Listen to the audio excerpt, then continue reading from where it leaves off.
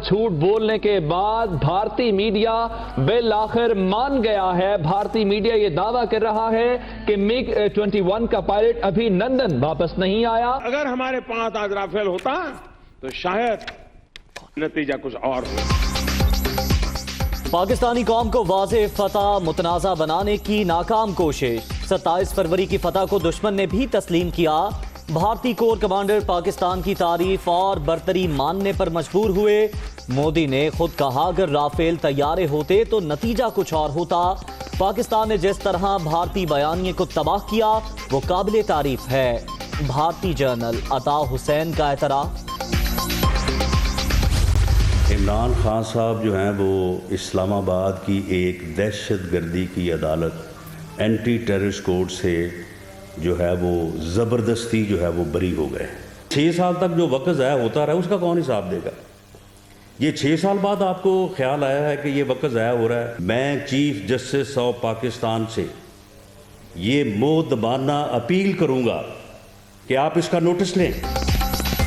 وزیر اعظم پارلیمنٹ حملہ کیس میں زبردستی بری ہوئے۔ پروسیکیوشن کو 6 سال بعد وقت ضائع ہونے کا خیال کیوں آیا؟ چیف جسٹس نوٹس لیں۔ رانا ثناء اللہ کا مطالبہ، PDM لاہور کا جلسہ نااہل حکومت کے خلاف ریفرینڈم ثابت ہوگا، لیگی رہنما کی للکار۔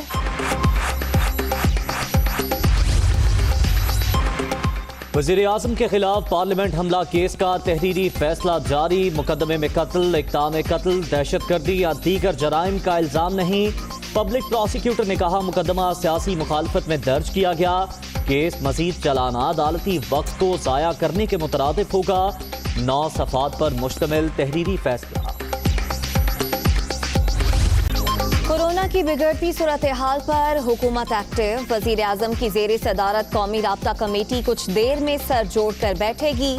NCOC حکام وزیر اعظم کو صورتحال پر بریفنگ دیں گے۔ مہلک وبا کی نئی لہر سے نمٹنے کے لیے اہم فیصلے متوقع۔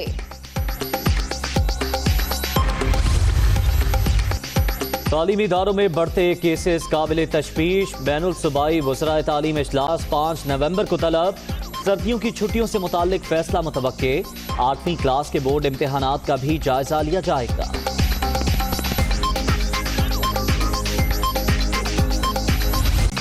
کورونا کی دوسری لہر میں تیزی۔ 24 گھنٹے میں 1167 نئے مریض، 3,36,260 شہری متاثر۔ مہلک وائرس سے مزید 14 افراد جاں بحق۔ اب تک 6,849 اموات۔ ملک بھر میں ایکٹیو کیسز کی تعداد 13,965 ہو گئی۔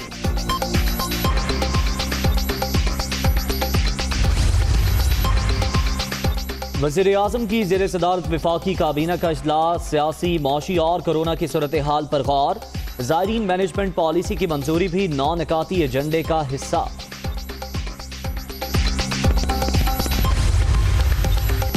آمدن سے زائد اثاثے بنانے کا الزام۔ نیاب لاہور نے رانا ثناء اللہ کو 10 نومبر کو طلب کر لیا۔ جوائنٹ انویسٹیگیشن ٹیم کی لیگی رہنما کو تمام متعلقہ ریکارڈ ساتھ لانے کی ہدایت۔ بیان کی وضاحت کرتی، حکومت کے متعلق جو بات کی وہ درست ہے۔ عمران خان ذاتیات پر اتر آئے ہیں۔ ذاتی اناد کی وجہ سے لاہور میں بینرز لگوائے گئے، ایاز صادق کا الزام۔ نون لیگ میں ٹوٹ پھوٹ جاری۔ ملک دشمن بیانیاں اب نہیں چلنا، چاہے عدالتوں میں گلے ملیں یا خفیہ ملاقاتیں کریں۔ معاون خصوصی شہباز گل کا رد عمل۔ گلگت بلتستان میں قبل از انتخابات دھاندلی۔ وزیر اعظم الیکشن جیتنے کے لیے پیکج دینے کے وعدے کر رہے ہیں۔ الیکشن کمیشن وزراء کی انتخابی مہم کا بھی نوٹس لے۔ حکومت PDM جلسوں سے گھبرا گئی، عبدالغفور حیدری۔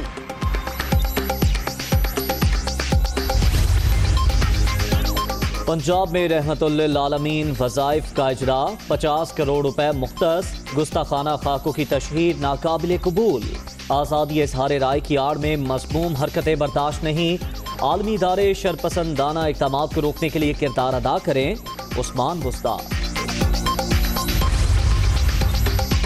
جو کچھ ہوتا ہے اچھے کے لیے ہوتا ہے۔ اطلاعات کی وزارت کی تبدیلی پر سب سے زیادہ خوشی مکس اچار پارٹی اور نون لیگ کو ہوئی۔ سیاسی مخالفین کی لوٹ مار کو بے نقاب کرنے کا مشن جاری رہے گا۔ फयाजुल हसन चौहान का रद्द अमल। सिंध रोशन प्रोग्राम में होने वाली बदउनवानी ढकी छुपी नहीं, प्ली बार्गेन करने वाली कंपनियों को फिर नवाजा जा रहा है। सूबे के तमाम महकमों में करप्शन का बाजार, कोई पूछने वाला नहीं, खुर्रम शेर जमान के इल्जामात।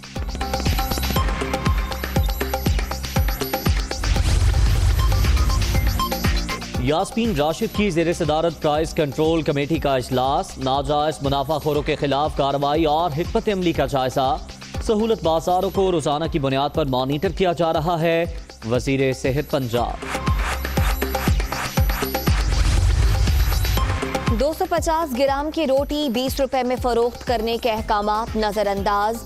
कोयटा में तंदूर मालकान की मनमानियां, इंतजामिया खामोश तमाशाई। शहर में 12 रोज बाद भी तंदूर मुकम्मल तौर पर न खुल सके, शहरी परेशान। पेशावर में कब्जा माफिया के गिर्द घेरा तंग, कारखानों बाजार में तजावुजात के खिलाफ ग्रैंड ऑपरेशन। 550 से जायद गैर कानूनी तामीरात में स्मार, भारी मशीनरी का इस्तेमाल।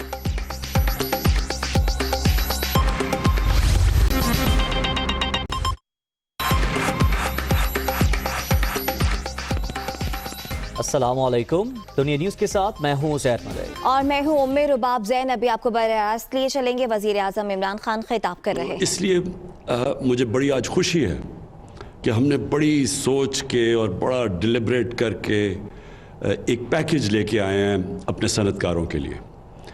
और वो पैकेज की मैं वजह बता दूं कि क्यों ज़रूरी है पाकिस्तान के सनतकारों को एक पैकेज देना।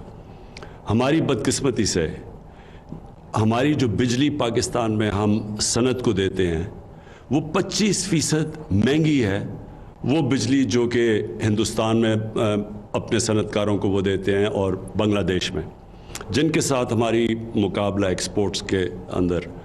तो और ये फिर ये क्यों ये बिजली 25% क्यों महंगी है?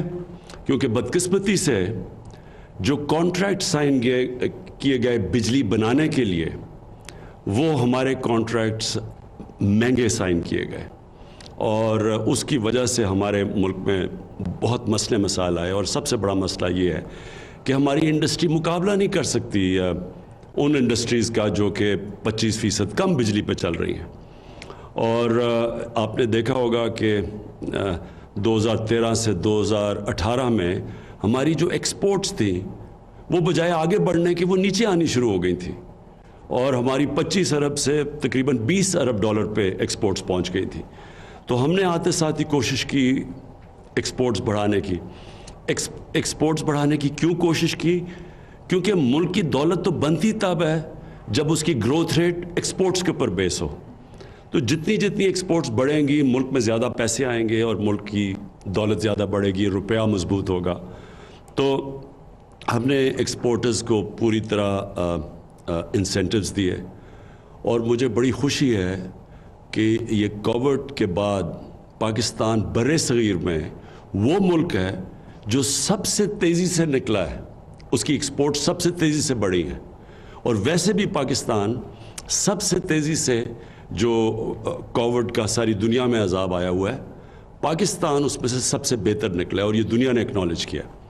तो आज जो मैं पैकेज अनाउंस करना चाहता हूँ, मुझे खुशी ये है कि इससे और इंशाअल्लाह हमारी एक्सपोर्ट्स भी बढ़ेंगी और जो हमारी डोमेस्टिक इंडस्ट्री है, हमारी जो डोमेस्टिक सनत है, वो भी आगे बढ़ेगी। मैं अपनी टीम्स को सबको यहाँ बैठाया हुआ है, ये थोड़ी आप अपने अपने एरियाज़ में बात करेंगे, लेकिन मैं जो आपके सामने पैकेज रखना चाहता हूँ वो ये है कि हमने फैसला किया है कि 1 नवंबर से संडे से, पिछले संडे से जो छोटा सनत है, जो छोटी सनत है, जो स्मॉल और मीडियम इंडस्ट्री है, उसके लिए जो इजाफी बिजली, यानी वो जो पिछली नवंबर को जो उनका बिजली का बिल आता था, उस बिल से जो भी इजाफी बिजली वो इस्तेमाल करेंगे उसको हम अगली 30 जून तक 50% कम रेट पे बिजली देंगे। तो जो भी इजाफी बिजली वो इस्तेमाल करेंगे, उनके जो पुराने बिल, जो नवंबर का बिल है, उससे जो ज़्यादा इस्तेमाल करेंगे, 50% کم ریٹ پہ، مثلا اگر 16 روپے یونٹ پہ بجلی وہ خرید رہے تھے تو وہ 8 روپے پہ اب اضافی بجلی ان کو چارج کیا جائے گا، اور یہ پھر 30 جون تک یہ اسمال اور میڈیم انڈسٹری کیا ہے، اور اس کے بعد پھر ہم ریویو کریں گے۔ لیکن ساری انڈسٹری اگلے 3 سال کے لیے 25% کم ریٹ پہ ہم ان کو اضافی بجلی دیں گے، یعنی جو وہ بجلی اب تک استعمال کرتے تھے ساری انڈسٹری، جس پہ بڑی انڈسٹری بھی شامل ہے، ان ساروں کو اضافی بجلی 50% کم ریٹ پہ جائے گی۔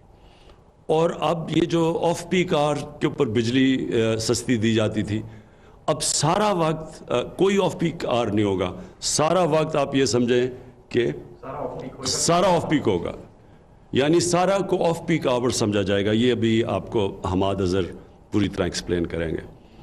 اور یہ بھی مجھے خوشی یہ ہے کہ ہمارا اس وقت کووڈ کے بعد پاکستان کی جو سیمنٹ کی سیلز ہیں وہ ریکارڈ ہوئی ہیں، وہ ابھی حماد آپ کو انڈسٹری کی جو پرفارمنس ہے وہ بتائیں گے۔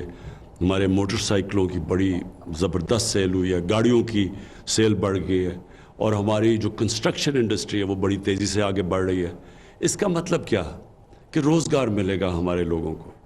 سب سے بڑا ایک حکومت کی ذمہ داری ہے کہ اپنے لوگوں کو روزگار دے، اور روزگار جب جیسے جیسے زیادہ ملتا رہے گا اسے غربت کم ہوتی جائے گی۔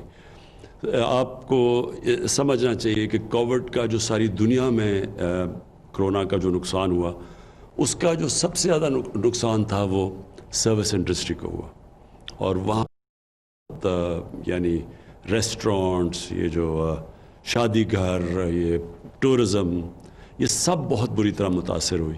تو یہ ہمارے لیے بہت ضروری ہے کہ ہم اپنی جلدی سے تیزی اپنے ملک کے اندر انڈسٹریلائز کریں، اور انڈسٹریلائزیشن کا جو اصل مقصد ہے یہ کہ ملک میں دولت بڑھے گی، اور جیسے جیسے ہماری دولت بڑھے گی ہم اپنے قرضوں کی قسطیں واپس کر سکیں گے، کیونکہ ہمارے اوپر یہ قرضوں کا بوجھ پڑا ہوا ہے۔ تو جیسے جیسے دولت میں اضافہ ہوگا، ویلتھ کریشن ہوگی، تو ہمارے پہ جو ہماری قوت ہوگی قرضے واپس کرنے کی وہ بڑھ جائے گی۔ اب میں چاہوں گا کہ حماد اظہر آپ سے پہلے بات کریں یہ اس کے اوپر انڈسٹری